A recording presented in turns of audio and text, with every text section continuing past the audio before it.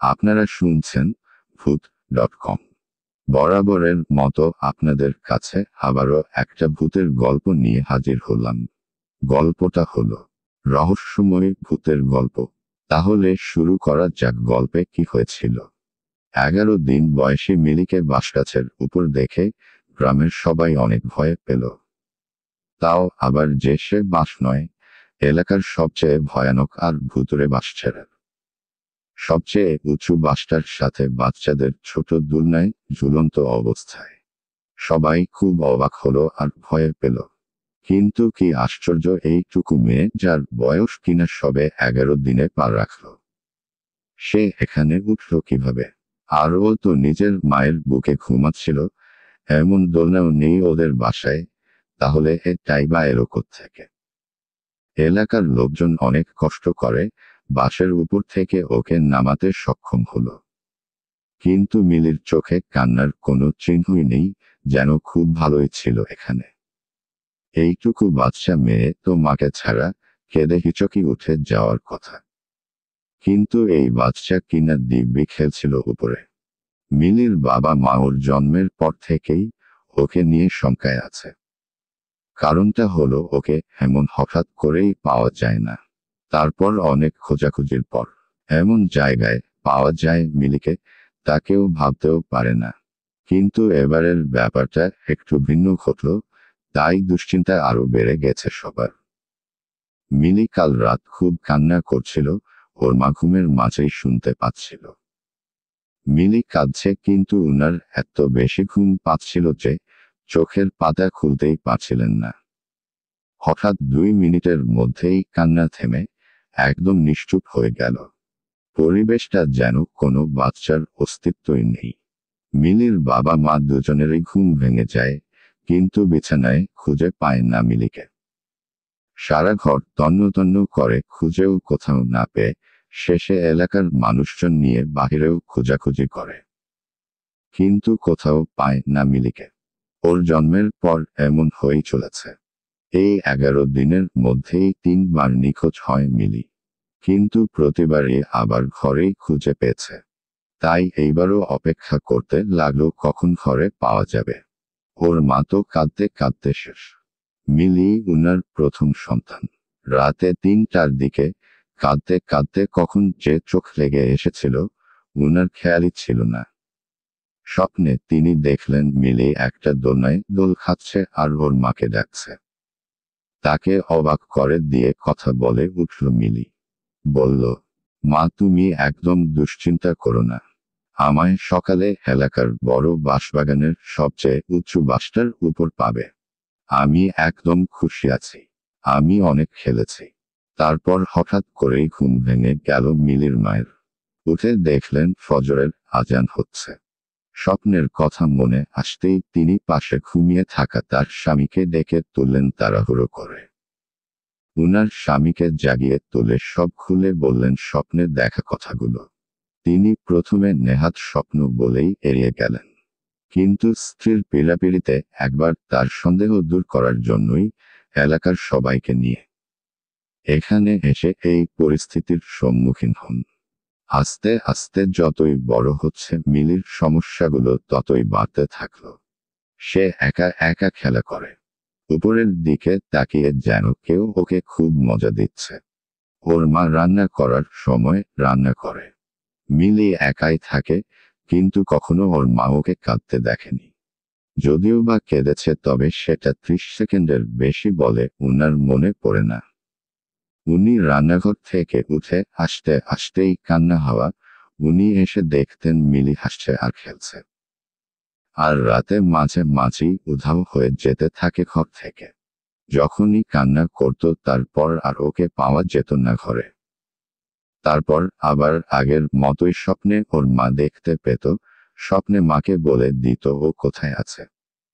আর সকালে আশ্চর্যজনকভাবে সেখানেই পাওয়া যেত।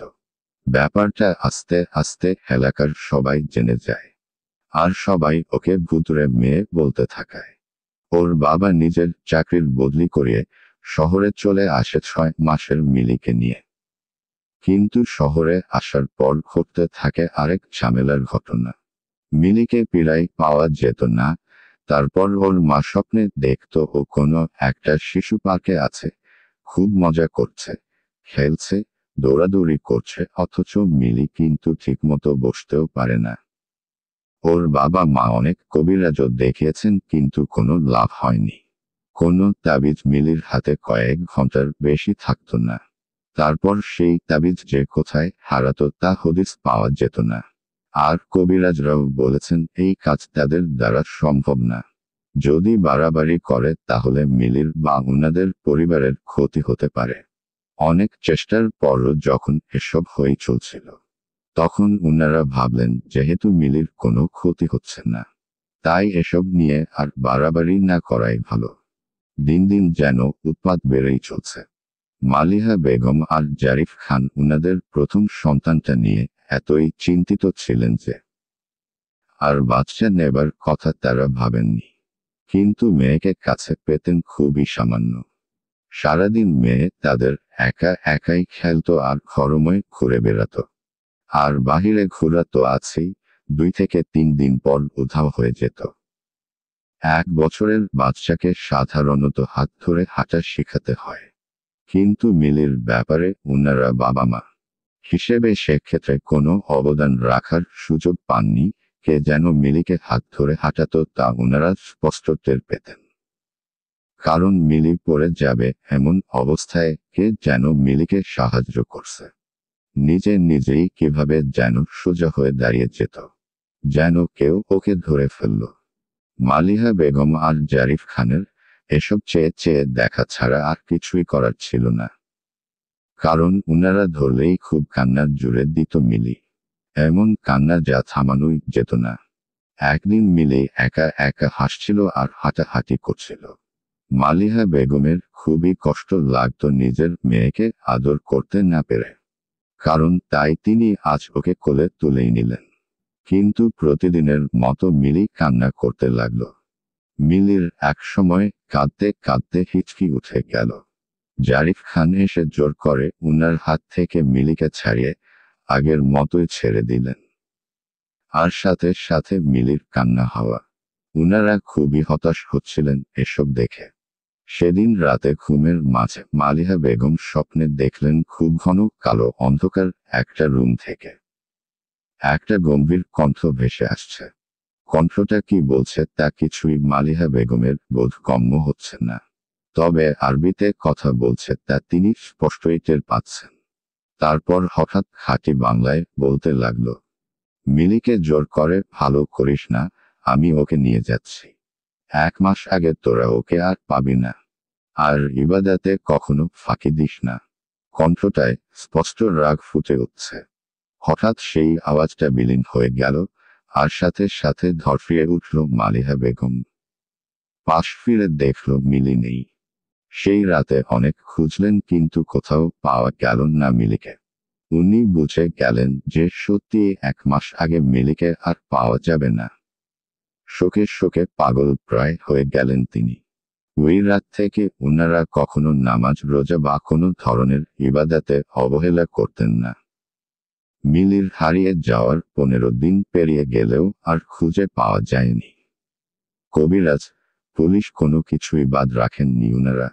শেষে আরেকটা বাচ্চা নেবার সিদ্ধান্ত নেন। ঠিক 30 দিনের দিন রাতেই আবার স্বপ্নে মিলিকে দেখতে পান মালিহা বেগম। মা, আমার বোনটা ভালো আছে তো? তুমি ওর খেয়াল রাখো তো? আমি কাল চলে আসছি আর তোমার কোনো টেনশন নেই বোনকে নিয়ে। আমায় কাল সাফারি পার্ক থেকে এসে নিয়ে যাবে মা। স্বপ্ন দেখার পর প্রতিবারের মতো এইবারেও ঘুম ভেঙে যায় মালিহার। তিনি ঘুম থেকে উঠেই ক্যালেন্ডার দেখতে ছুটলেন। যদিও 30 দিন পার হবার অপেক্ষাতেই দিন গুনছিলেন। হ্যাঁ, একদম পাক্কা 30 দিন। মিলি হারিয়েছিল 25 আগস্ট আর আজ 25 সেপ্টেম্বর। আর আরেকটা বিষয়ে খুবই অবাক হলেন, সেটা হলো উনি যে প্রেগন্যান্ট তা উনি নিজেই জানেন না। অথচ স্বপ্নে মিলি বলে দিল বোন কেমন আছে। পরদিন উনারা সাফারি পার্কে গিয়ে 14 মাসের মিলিকে আবিষ্কার করে। পার্কে একটা গাড়িতে বসে থাকা অবস্থায় উনাদের দেখেই বড়দের মতো হেসে উঠল মিলি। উনারা সিকিউরিটি গার্ডদের জিজ্ঞেস করেও এই বাচ্চাকে কে রেখে গেছে তার কোনো হদিস পেল না। মিলিকে বাসায় নিয়ে এলো জারিফ খান আর মালিহা বেগম। কিন্তু এইবার মিলির মাঝে কিছু পরিবর্তন দেখা যাচ্ছিল। আর সেটা হলো ও নিজের বাবা মায়ের সাথে খুব ভালো মিশতে থাকে, একটা স্বাভাবিক বাচ্চার চাইতেও বেশি বন্ধুত্বপূর্ণভাবে। কিন্তু 14 মাস হয়ে যাওয়ার পরও এখনো বাবা, মা, নানা, দাদা বা অন্যান্য শব্দগুলো যেগুলো স্বাভাবিক বাচ্চারা উচ্চারণ করে সেগুলোর কিছুই বলে না। তবে একটা জিনিস বলে, শুধু একটা নাম, আর সেটা হলো ইহান। কি আশ্চর্যের বিষয়ে একটা বাচ্চা নিজের বাবা মা নানা দাদা দাদু নানু এসব কিছুই না বলে, বলে কিনা একটা ছেলের নাম ইহান। এর কিছুদিন বাদেই মালিহা বেগম আর জারিফ খান ডাক্তারের শরণাপন্ন হন। আর আশ্চর্যজনকভাবে আলট্রাসোগ্রাম করে জানা যায় মালিহা বেগম মা হতে চলেছেন 2 মাসের অন্তঃসত্ত্বা। এখন শুধু আর কয়েকটা মাসের অপেক্ষা এটা দেখার জন্য যে তিনি সত্যিই কি কন্যা সন্তানের মা হতে যাচ্ছেন কিনা। মালিহা বেগম হঠাৎ তার কোলে থাকা মিলির দিকে তাকিয়ে লক্ষ্য করলেন। মিলি উনার দিকে তাকিয়ে হাসছে, যেন অভিনন্দন জানাচ্ছে। এই হাসি মোটেও কোনো 15 মাসের বাচ্চা মেয়ের হাসির মতো মনে হচ্ছে না, মনে হচ্ছে একটা প্রাপ্ত বয়স্ক মেয়ে যেন।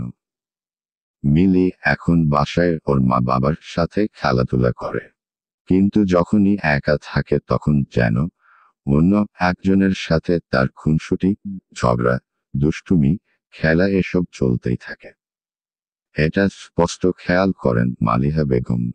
কিন্তু এখন আশা অবধি আর হারিয়ে যায়নি। তাই মিলির মা বাবা আর কোনো ভয় না করে মিলির মতোই খেলতে দেয়।